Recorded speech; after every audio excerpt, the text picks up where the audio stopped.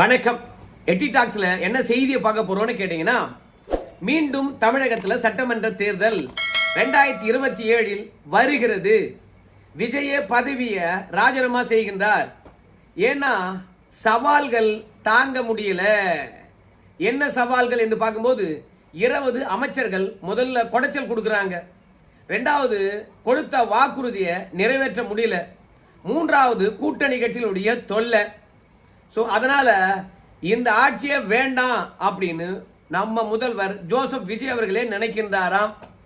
என்ன நடந்தது என்பதை பற்றி கொஞ்சம் விரிவாக பார்க்கறதுக்கு முன்பாக ஜூனியர் விகடனில் வந்த ஒரு கட்டுரையையும் உங்ககிட்ட நான் சொல்லிடுறேன். நம்ம செந்தில் பாலாஜி அவர்கள் ஒரு ரகசிய கூட்டம் போட்டாராம். அந்த ரகசிய கூட்டம் எதுக்கு தெரியுமா? விஜய் ஆட்சியை வீட்டுக்கு அனுப்ப வேண்டும். எப்போது? பொங்கலுக்குள்ளாக. அதுக்காக செந்தில் பாலாஜி அவர்கள் என்னெல்லாம் வேலை பார்த்துருக்காரு அப்படின்னு நம்ம சேர்த்தே பார்க்க வேண்டியதாக இருக்குது. முதல்ல நம்ம முதலமைச்சர் ஜோசப் விஜய் அவர்களே கொடுத்த வாக்குறுதிகளை முழுமையாக நிறைவேற்ற முடியாது அப்படின்னு அவர் எண்ணிட்டாராம். அதனால இந்த ஆட்சியை தொடர்ந்தோம்னா அடுத்த 5 ஆண்டு காலத்துக்கு மக்கள் அதிருப்தியை தான் நம்மளால சம்பாதிக்க முடியும்.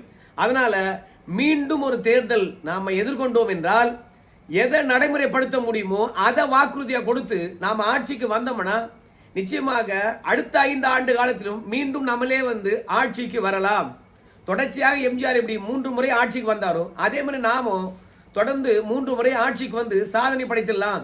அதனால நிறைவேற்ற முடியாத வாக்குறுதிகளை கொடுத்துட்டு நாம ஆட்சியை இழந்து நடுத்தருவில் நிற்பதை விட இந்த ஓராண்டு காலம் போதும், அடுத்த ஆண்டு ராஜினாமா பண்ணிட்டு எல்லாரும் தேர்தலை சந்திக்கலாம் அப்படின்னு சொல்லிட்டு விஜய் அவர்கள் முடிவெடுத்திருக்கின்றாராம். அதனால்தான் நிதி பற்றாக்குறை என்று சொன்ன நம்ம ஜோசப் விஜய் அவர்கள் அவசரமாக நலத்திட்டங்களை இப்போ அரங்கேற்றி கொண்டிருக்கின்றாராம். அதையெல்லாம் தாண்டி நம்ம ஜோசப் விஜய் அவர்களுக்கு ஆரம்பத்திலே சொன்ன மாதிரி நிர்வாக குளறுபடிகள் இருக்குது. அமைச்சர் பெருமக்களுக்கும் பாத்தீங்கன்னா நிர்வாகத்துல பெருசா அனுபவம் இல்லை, விஜய்க்கும் அனுபவம் இல்லை. அதனால அதிகாரிகள் தான் அதிரடியான முடிவுகளை எடுக்கின்றார்கள். அதே மாதிரி கூட்டணி கட்சிகளை பொறுத்த வரைக்கும் அவங்க தருகின்ற நிர்பந்தம் அதை விஜய் அவர்களால் ஏற்றுக்கொள்ளவே முடியல. மூன்றாவது, நிபந்தனையுடன் கூடி வெளியிலிருந்து ஆதரவளிக்கக்கூடிய கம்யூனிஸ்ட் கட்சியினுடைய தொல்லைகள். அதனால மொத்தமாக இந்த கூட்டணி கட்சி அமைச்சர் பெருமக்களுடைய அதிருப்தி இதெல்லாம் தேவையே இல்லை. மீண்டும் தேர்தலை சந்திப்பது மட்டும்தான் ஒரே விடிவு அப்படின்னு விஜய் அவர்களே நினைச்சிருக்கின்றாராம். இதற்கிடையில திருமாவளவன் அவர்களை பொறுத்த வரைக்கும் கூட்டணி விட்டு வெளியேறலாமா என்று யோசனை பண்ணி கொண்டிருக்கின்றாராம். ஏன்னா உளுந்தூர்பேட்டையில தமிழ் தேசிய மாநாடு நடத்தினார். உங்க எல்லாருக்குமே தெரியும். அந்த மாநாட்டுடைய குளறுபடிக்கு காரணம் உளவுத்துறையானது எச்சரிக்கை விடுக்காதது. இரண்டாவது, போதிய காவல்துறை பாதுகாப்பு அளிக்காதது. மூன்றாவது, சமூக விரோதிகள் அந்த மாநாட்டில் கலந்தது. நான்காவது, நம்ம திருமாவளவனுடைய உயிருக்கு ஆப்பு வச்சது. இவை அத்தனைக்கும் வீடியோ ஆதாரம் இருக்குதான். அதனால மாநாடு முடிந்து 10 நாள் கழிச்சு உளுந்தூர்பேட்டை காவல் நிலையத்தில் போயிட்டு நம்ம திருமாவளவன் அவர்கள் மூச்சு திணறி உயிரிழக்கின்ற நிலைக்கு சென்றதுக்கு காரணம் அந்த மாநாட்டில் சமூக விரோதிகள் கலந்து கொண்டதுதான் காரணம். வீடியோ ஆதாரத்துடன் கொண்டு போய் உளுந்தூர்பேட்டை காவல் நிலையத்தில் புகார் அளித்திருக்கின்றார்களாம். அதனால தமிழக அரசாங்கமானது போதிய பாதுகாப்பு வழங்காம விட்டுச்சா, இந்த அரசாங்கத்தின் அலட்சிய போக்கு அப்படின்னு விசிகாவினர் ஒட்டுமொத்த பேரும் கொலவரியில் இருக்கின்றார்களாம். அதனால இந்த கூட்டணியில் தொடர்வது சரியானது கிடையாது. திமுக ஆட்சி கொடிகம்பம் இருக்குல்ல, கொடிகம்பம் அதை வேண்டுமானால் நடத்துக்கு விடாம தடுக்கலாம். ஆனா இந்த ஆட்சி திருமாவளவன் அவர்களே பொதுக்கூட்டம் போறதுக்கு கூட அனுமதி இல்லாத அளவுக்கு போதிய பாதுகாப்பு அளிக்காம உயிருக்கு அச்சுறுத்தலை ஏற்படுத்திட்டாங்க.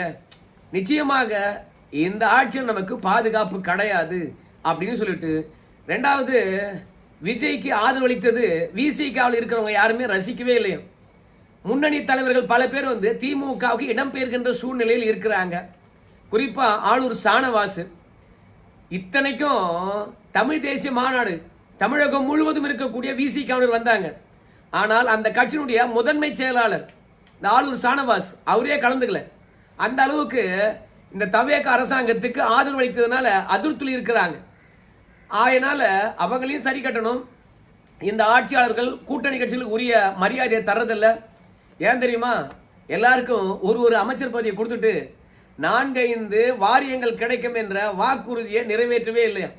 மொத்தமாக தவேகா கட்சியில் இருக்கக்கூடிய கட்சி நிர்வாகிகளுக்கு வாரியத்தை வாரி வழங்கிட்டாங்களாம். அதனால எதிர்பார்த்த கூட்டணி கட்சிகளுக்கு வாரியங்களே கிடைக்கலையா. அதனாலதான் திருமாவளவன் எல்லாம் ஒத்த அமைச்சருக்காக உயிரை கொடுத்து சப்போர்ட் பண்ணிட்டு இருக்கணுமா. இந்த RSS பின்புலம் கொண்ட பிஜேபி பெற்றெடுத்த குழந்தை ஆட்சிக்கு அப்படின்னு சிந்தனை ஓடுகிறதா.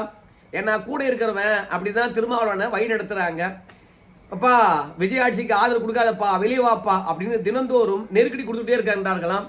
அதுலயும் கம்யூனிஸ்ட் கட்சியை பொறுத்த வரைக்கும் அவங்க எவ்வளவு பேர் இருக்காங்க, என்ன போராட்டங்கள்லாம் நடத்துறாங்க, அவங்களுடைய ஸ்டூடெண்ட் அமைப்பா இருக்கக்கூடிய SFI என்ன பண்ணிட்டு இருக்காங்க, கரப்பான் பூச்சி ஜனதா கட்சியுடன் அவங்களுக்கு என்ன தொடர்பு, கம்யூனிஸ்ட் கட்சியும் கரப்பான் பூச்சி ஜனதா கட்சியும் என்ன மாதிரியான திட்டங்களை போட்டிருக்காங்க, பல்கலைக்கழகத்தில் ஒட்டுமொத்தமாக கணக்கெடுத்து கொண்டு வாங்க அப்படின்னு தலைமைச் செயலாளர் போட்ட உத்தரவு விஜய் ஆட்சிக்கு ஆதரவு தர வேண்டுமா என்ற எண்ணம் கம்யூனிஸ்ட் கட்சிகளுக்கு வந்திருக்கிறதா. அதனால எல்லாரையும் சமாதானப்படுத்தி ஒரு குடை கீழாக கொண்டு இந்த ஆட்சியை 5 ஆண்டு காலம் கொண்டு போக முடியுமா என்பது விஜய்க்கு தலை சுத்தி போன சவாலா இருக்குதாம். அதனால எப்பா எல்லாருக்கும் நம்ம எல்லாவற்றையும் செய்து சமரசம் செய்து கொண்டு இந்த ஆட்சியை நடத்தவே முடியாது. ஆனால் இவங்களை எல்லாம் விரட்டி விட்டுட்டு நாம மீண்டும் ஆட்சி கவிழ்ந்ததாக சொல்லி அனுதாபத்தை ஏற்படுத்தி மீண்டும் வெற்றி பெற்றலாம்.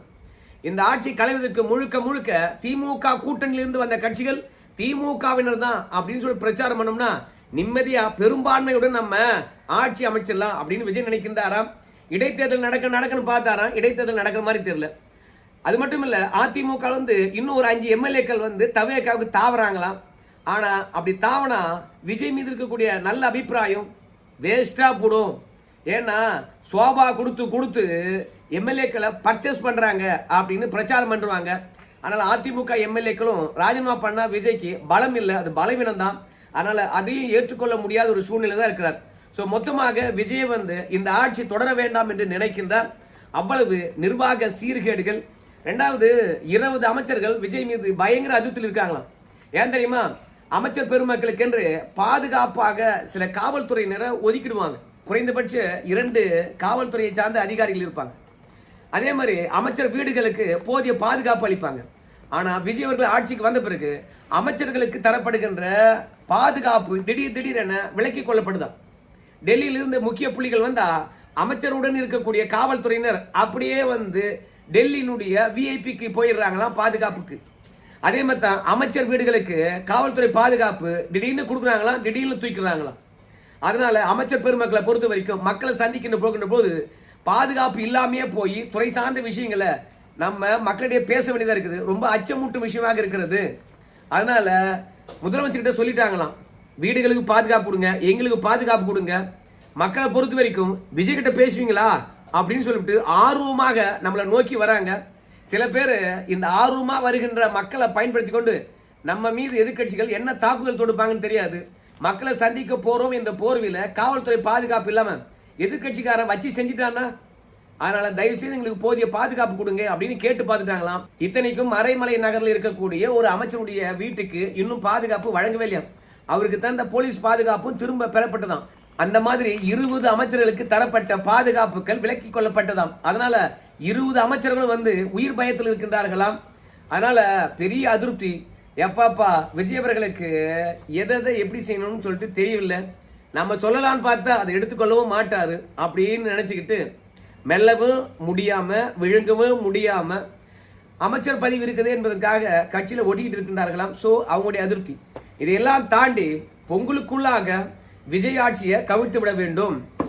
நம்முடைய செந்தில் பாலாஜி அவர்கள் ரகசிய கூட்டம் போட்டிருந்தார். ஜூனியர் விகடன்ல வந்திருக்கு. ஏன்பா பழைய விஷயங்கள்லாம் எடுத்து நோண்டுன்னு நோண்டுறாங்க, இதுக்கு மேலேயும் தாங்க முடியாது.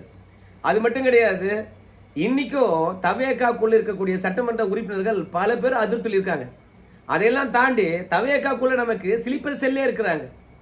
அதனால யாரெல்லாம் நம்ம பக்கம் வராங்களோ அவங்களுக்கு தொகையை கூட்டி கொடுக்கலாம், சொத்தே அஞ்சாலும் பரவாயில்ல அப்படின்னு செந்தில் பாலாஜி அவர்கள் பேசியிருக்கின்றார். அது மட்டும் கிடையாது, எடப்பாடி பழனிசாமி இல்லாம இந்த நம்பிக்கையில்லா தீர்மானத்தை கொண்டு வர முடியாது. அதனால நான் பார்த்துக்கிற எடப்பாடி பழனிசாமி விஷயத்தை நிச்சயமா அவர் நமக்கு ஆதரவளிப்பார். அதனால பொங்கலுக்குள்ளாக இந்த ஆட்சியை தூக்கி எறிய வேண்டும்.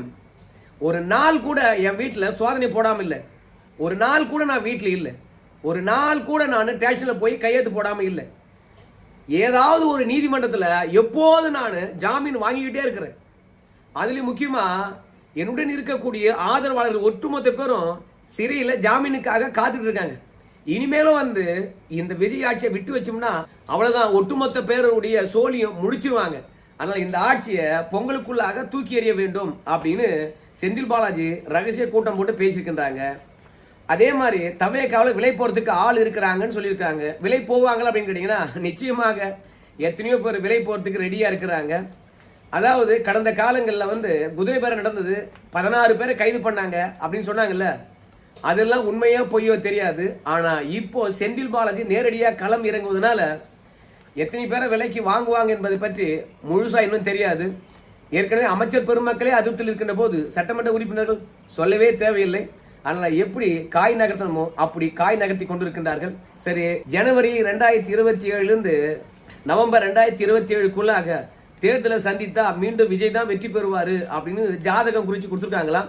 அதற்குள்ளாக வந்து நம்ம விஜய் அவர்கள் பதவியை ராஜினாமா பண்றாரா இல்ல ஆட்சியை கவிழ்க்கிறாங்களா அப்படின்னு தெரியல.